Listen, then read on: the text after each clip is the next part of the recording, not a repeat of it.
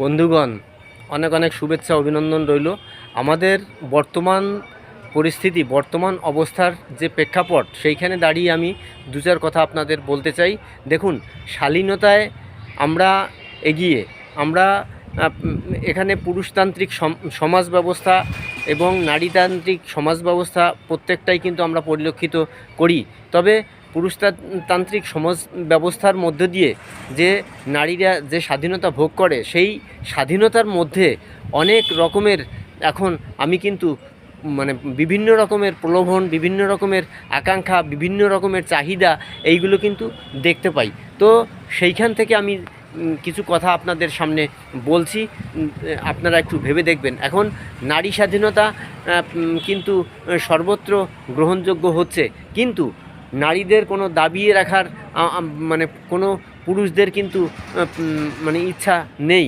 কিন্তু তাই বলে নারী স্বাধীনতার নামে এখন যথেচ্ছাচার যদি হয়, সেটাও কিন্তু মেনে নেওয়া যায় না।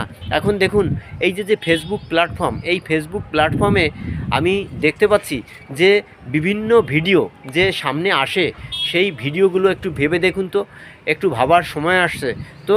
এই ভিডিওগুলো এখন দেখুন, খেতে খেতেও অনেক বাচ্চাদের কিন্তু মোবাইল ফোন হাতে তুলে দেওয়া হয়।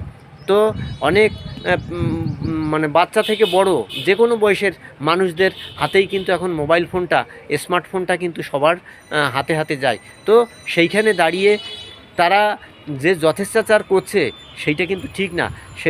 আমি এখন কিছু মোবাইল খুললেই দেখা যায় কিছু কিছু ক্ষেত্রে, সব ক্ষেত্রে বলছি না, কিছু কিছু ক্ষেত্রে নারীদের এমন শালীনতার অভাব যে তারা বিভিন্ন রকমের ড্রেস, বিভিন্ন রকম পোশাক বিভিন্নভাবে পরে, অঙ্গভঙ্গি করে তারা কিন্তু বিভিন্ন ছবি পোস্ট করছে। সেই ছবি দেখে আরে বাপরে বাপ, কী আর বলবো আপনাদের বন্ধুরা, সেখানে এমন কমেন্ট করছে কোনো বন্ধুরা এমন কমেন্ট করছে, সেগুলো দেখলে লজ্জাজনক, লজ্জায় মাথা নত হয়ে যায়।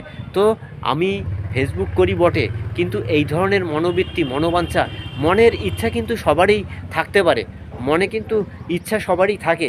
কিন্তু তাই বলে এমন কিছু আমাদের কমেন্ট করা উচিত নয়, এবং এমন কিছু পিকচার দিয়ে সুযোগ করে দেওয়া উচিত নয় যে তারা যেন সুযোগ পায় যে বিভিন্ন রকমের কি বলবো, অশালীন কথা বলার।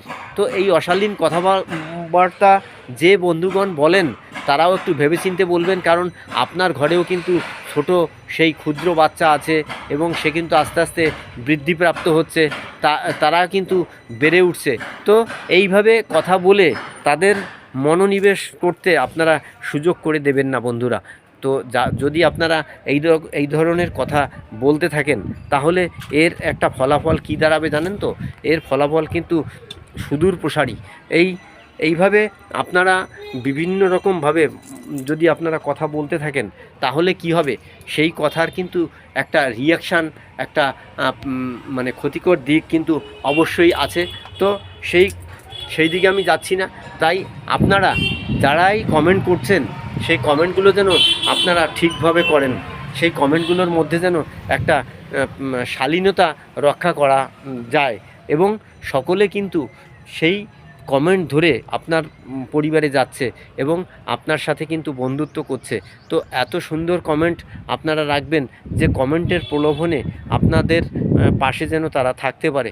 তো কমেন্ট করবেন, কমেন্টের মধ্যে যেন যথেচ্ছাচার না থাকে, এবং পরিমার্জিত কমেন্ট আপনারা করতে থাকুন। আর আমি বলবো যে নারী স্বাধীনতার নামে আমরা কথা বলে থাকি, সেই নারী স্বাধীনতা, এটাকে স্বাধীনতা বলে না। হ্যাঁ, কাপড় চোপড় খুলে বিভিন্ন রকম অঙ্গভঙ্গি করে কেন কি আপনার অভাব আছে কি বলুন তো? আপনার সৌন্দর্য আপনার মধ্যে আছে, আপনার সৌন্দর্য কি বিলিয়ে দেওয়ার জন্য? আপনার সৌন্দর্য কি একেবারে সোশ্যাল মিডিয়ায় বিলিয়ে দেওয়ার জন্য, বাটোয়ারা করার জন্য? না বন্ধু, সবার মধ্যেই সৌন্দর্য সবার মধ্যেই থাকতে পারে। তো তাই বলে আপনি বেশি বেশি কমেন্ট বেশি বেশি রিপ্লাই কমেন্ট, বেশি বেশি সব কিছু পাওয়ার উদ্দেশ্যে আপনি যদি এইরকমভাবে যথেচ্ছাচার করতে থাকেন, তাহলে সেটা কিন্তু ভালো না বন্ধু, সেটা কিন্তু তার ফল কিন্তু খারাপ হবে। কারণ আপনার ওই পোস্টটা কিন্তু আপনার রিলেটিভ থেকে শুরু করে আপনার প্রিয়জনের কাছে কিন্তু যেতে পারে, এবং সেটা গেলে পরে তারা কিন্তু সি সি সি সি করবে, এবং তারা কিন্তু সামনে না বলতে পারলেও আপনাকে কিন্তু বিভিন্ন রকমভাবে তারা কিন্তু কথা মানে ইঙ্গিত করে বলবে। তো ওই যে আপনাদের যে পোস্টগুলো আমি দেখলাম, মাথা কিন্তু হেট হয়ে যায়। এবং সেই পোস্টগুলোতে যে কমেন্ট করেছে, ছি ছি ছি ছি, এইরকম কমেন্ট আমি মানে ভাবতে পারি না যে এত মানে নিচে মানুষ নামতে পারে, এতভাবে কমেন্ট করতে পারে, যেগুলো গোপন জায়গার কথাবার্তা। দেখুন, শরীরটা আমার হতে পারে, তাই বলে মানুষের সামনে, পরিবেশের সামনে যেখানে খুশি হাত দেওয়া যায়? কোনো দিন যায় না বন্ধু। আমার শরীর, কিন্তু আমি হাত দিতে পারি সব জায়গায় মানুষের সামনে?